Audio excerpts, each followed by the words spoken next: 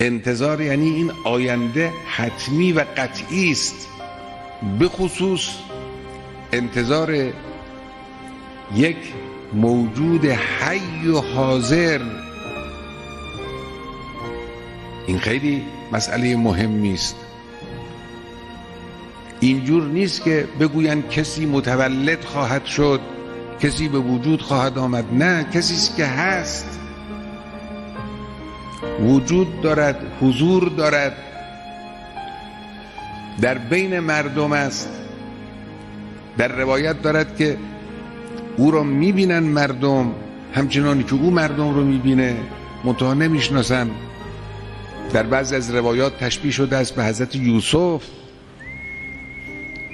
که برادران او رو میدیدن، بین آنها بود، در کنار آنها بود، روی فرش آنها راه میرفت ولی نمیشناختن.